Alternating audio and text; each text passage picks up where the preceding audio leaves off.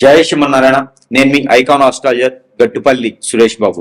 ప్రతి ఒక్కరి జీవితం కూడా కాలాలుగా ఎన్నో రకాల రోజులు, వారాలు, వారాలు, పక్షాలు, నెలలు, మాసాలు, అలానే సంవత్సరాలు, ఇలాగా ప్రతి ఒక్కరి జీవితంలో కూడా పుట్టిన తర్వాత, జన్మించిన తర్వాత ప్రతి ఒక్కరి జీవితంలో కూడా ఎన్నో రకాల గోల్స్ ఉంటాయండి. ఈ రోజుల్లో హైపర్ మైండ్ అయినటువంటి పిల్లలు 3 సంవత్సరాలకి మీరు ఏమవుతారా అంటే నేను పలాంది అవుతానని చెప్తూ ఉన్నారు. అలాంటి మనిషి మైండ్ లో అన్ని రకాలుగా కూడా మనం అనుకుంటూ కూడా ఆ వయసుకు వచ్చే సమయానికి అవన్నీ కాకుండా గోల్స్కి వెళ్ళిపోతా ఉన్నాయి. ఏదైతే కోరికలు ఉన్నాయో కోరికలు వెళ్ళిపోతా ఉంది. కానీ మనం జీవితంలో ఎదగలేకపోతా ఉన్నాం అంటే ఇవన్నీ కూడా గమనిస్తూ ఉన్నారు. పోనీ కొంతవరకు మనం ఎదిగాము అనుకుంటే ఎవరెవరు కళ్ళు పడతా ఉన్నాయి. ఎవరైనా ఇంట్లో బంధుమిత్రులయా, లేకపోతే ఇంకేదైనా సమస్యలు ఉండే బయట బంధుమిత్రులే కాకుండా ఫ్రెండ్సా, కొలీగ్సా, తెలిసిన వాళ్ళయా, లేకపోతే ఇంట్లో అందరి తరపు నుంచి ఎక్కడి దగ్గర నుంచి మనకు కట్లు పడుతున్నాయా, ఎన్నో రకాల సమస్యలతో మనం ఎదగలేకపోతా ఉన్నాం, ముందుకెళ్ళలేకపోతా ఉన్నాం.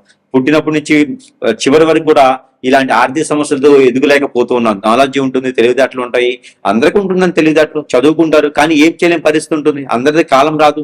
అదేమంటే నువ్వు మా నాన్న కోటీశ్వరుడు కాదు, మా నాన్నకి ఆస్తులు అనుకుంటే ఎవరికి ఆస్తులు ఉండవు అంటే మన తెలివితేటలతో మన దరిద్రం బాగాలేకపోతున్నాం, అలా అయిపోతాం తప్పితే ప్రతి ఒక్కరి జీవితంలో ముందుకెళ్ళాలంటే సంకల్పం ఉంటుంది. ఒక్కొక్కరు ఉంటారంటే ఇంకా నేను చెడిపోవాలి, ఎదుటి చెడగొట్టాలి, వాళ్ళు బాగుపడకూడదు అనేటువంటి వ్యసనం, రంది, కుళ్ళు ఉంటుంటారు కామన్. కానీ ప్రతి ఒక్కరి జీవితంలో పుట్టగానే మంచోడు అవుతారు, పుట్టగానే చెడ్డోళ్ళు ఎవరు కదండి.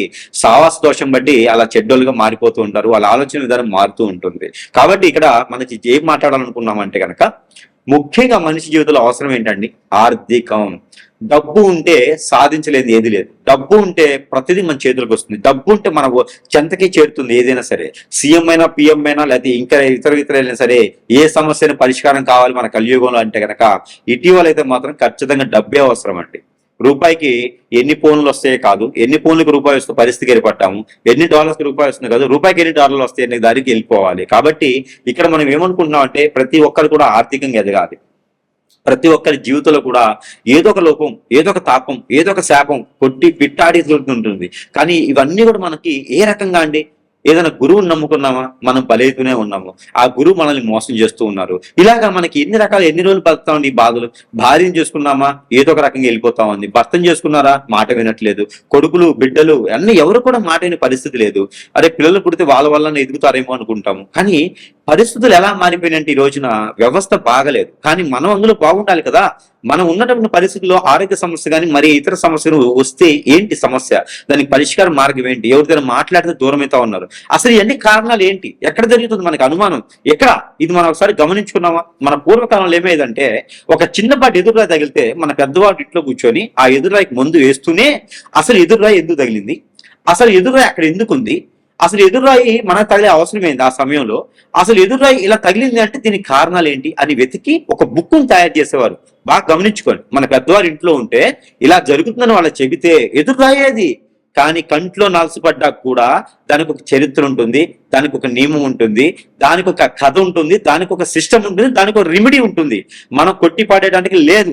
మనం ఈ రోజు కంట్లో నలసపడింది అంటే గనక ఆ దానికి కారణాలు మనం వెతకగలిగితే మన తరాలకి, కింద తరాల వాళ్ళకి కంట్లో నలుసు పడకుండా చేయొచ్చు. అది మన పెద్దవారు మనకు చెప్పినటువంటి విద్యా ధ్యానం.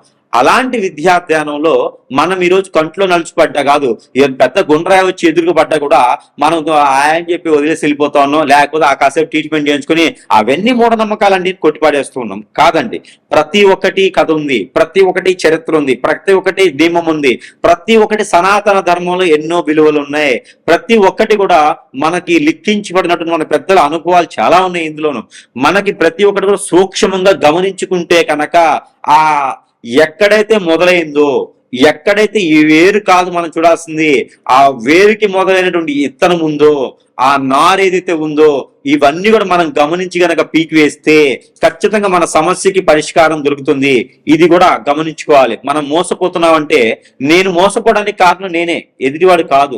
నేను ఇబ్బంది పడ్డాను, నన్ను ఎవరైనా కొట్టారు, నన్ను ఎవరిని ఇబ్బంది పెట్టారంటే కారణం ఏంటి అంటే ఎదుటి వాళ్ళని నమ్మడం వలన. ఎదుటి వాళ్ళని మీరు నమ్మడం వలనే ఈ రోజుల్లో కనుక మనకి ఇది అవుతుంది. కాబట్టి ప్రతి ఒక్కరు కూడా గ్రహించండి, గమనించండి, ఆలోచించండి, ముందుకు వెళ్ళండి.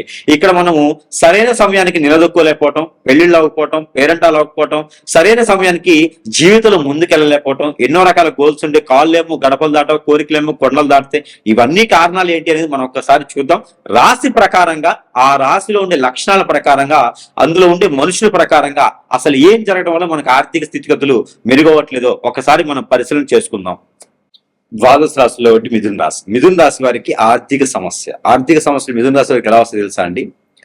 అసలుకే సెన్సిటివ్ తత్వంతో ఉంటుంటారు, అందరినీ ఆకట్టుకుంటూ ఉంటుంటారు అనుకుంటారు అందరూ. కానీ మీ సెన్సిటివ్ తత్వం చాలా గొప్ప విశేషం. అందరిని ఆకట్టుకోవడం అంటే అది అందరి తరం కాదు. కానీ మీకున్నటువంటి మంచితనం, ఎదుటి వాళ్ళని ఆరాధించేటువంటి గుణం, అలానే ఎదుటి వాళ్ళని దగ్గర చేసుకునే తత్వం, ఇవన్నీ కూడా మీకు చెడు.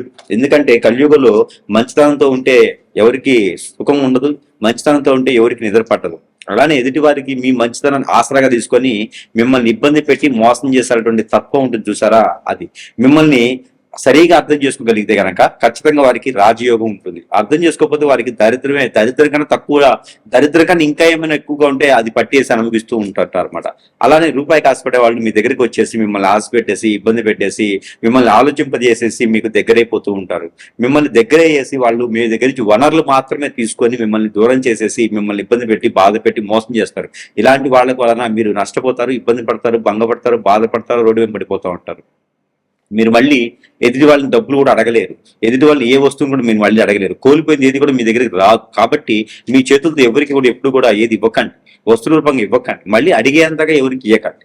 కాబట్టి మీరు చాలా జాగ్రత్తగా ఉండాలి. మీ సెన్సిటివ్ తత్వానికి ఏంటంటే ఎవరైనా ఏదైనా అంటే మాట్లాడుతుంటే మీరు ఓర్చుకునే తత్వం. అందులోనూ స్వస్థానంలోను, అందులో 4వ స్థానంలో 6వ స్థానంలో గనక గురువు ఉండి లేదా శుక్రుడు ఉండి వారిపైన కేతువు గాని చంద్రుడు గాని దృష్టి ఉంది అంటే గనక ఖచ్చితంగా మీకు ఆదాయం అనేది పోయినటువంటి రూపాయి ఎట్లా కూడా ఏదో ఒక విధంగా అయితే మీకు దగ్గరికి మళ్ళీ చేరుతుంది.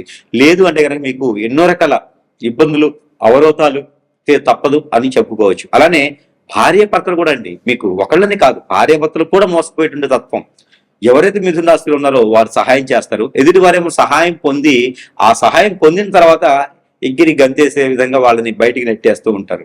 ఎన్నో రకాల చెడు క్రియలు జరుగుతూ ఉంటాయి. అలాంటి సందర్భంలో ఇప్పుడు కూడా మిథున రాశి చాలా జాగ్రత్తగా అప్రమత్తంగా ఉండాలి. ఏదైనా కొనుక్కున్నప్పుడు కానీ, కొనప్పుడు కానీ, మీ దాచిపెట్టుకుంది కానీ, బంధువులకైనా, మిత్రులకైనా, స్నేహితులకైనా, ఫ్రెండ్స్ కైనా, కొలీస్కైనా, ఎవరికైనా పక్కన వ్యక్తులు ఎవరికి కూడా మీరు వాళ్ళకి వెల్లడించకూడదు, చెప్పకూడదు. అలాంటి చెప్తే కూడా మీకు ఖచ్చితంగా ఇబ్బంది అయ్యేటువంటి యోచన ఉంటుంది. దాంతోపాటు చిన్న పరిహారాలు, మీ దగ్గర డబ్బు ఉందని ఎవరు చెప్పుకోకూడదు. ఎంత ఆస్తులు ఉన్నా, ఎంత సంపాదిస్తున్నా కూడా ఏదో నడిచిపోతుందని చెప్పుకోవాలి. అలా మీరు చెప్పడం ద్వారా ఏంటంటే మీ పైన చెడు దృష్టి కూడా ఎక్కువగా ఉండేసి మీరు డబ్బు సంపాదించడానికి అనుకూలంగా లేకుండా విఘ్నాలు కలిగిస్తూ, ఆటంకాలు కలిగిస్తూ ఉంటారు. కాబట్టి మీరు ఎప్పుడు కూడా ఎవరికి ఏం చెప్పుకోండి, ప్రశాంతంగా జీవితం గడుపుతూ ఉండండి. ఏదో ఒక దాంట్లో నిమగ్నమై ఉంటారు. మీరు ఎక్కువగా పనులు చేయరు, అంటే అన్ని పనులు కలుపుకొని చేయరు. మీరు ఒక పని ఒకసారి, ఇంకో పని ఇంకోసారి, కొన్ని రోజులు పని కొన్ని రోజులు ఇంకో పని చేయరా.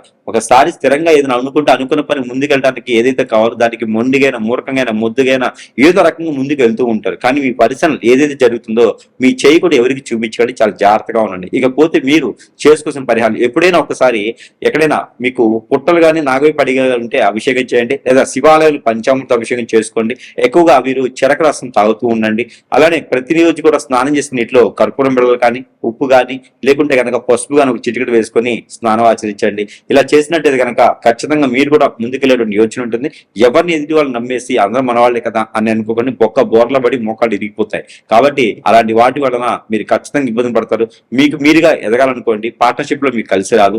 చాలా జాగ్రత్తగా ముందుకు వెళ్తేనే కలియుగంలో మీ మిథున రాశి వారిని కూడా జయించగలుగుతారు. అనుకున్న సమయానికి అనుకున్న కార్యక్రమాలకు ముందుకెళ్ళేలాగా ఉంటుంది. లేకపోతే మనకు ఖచ్చితంగా ఇబ్బంది పడేటువంటి దానికి ఇది ఉంటుంది. కానీ చాలా జాగ్రత్తగా ముందుకు వెళ్ళండి.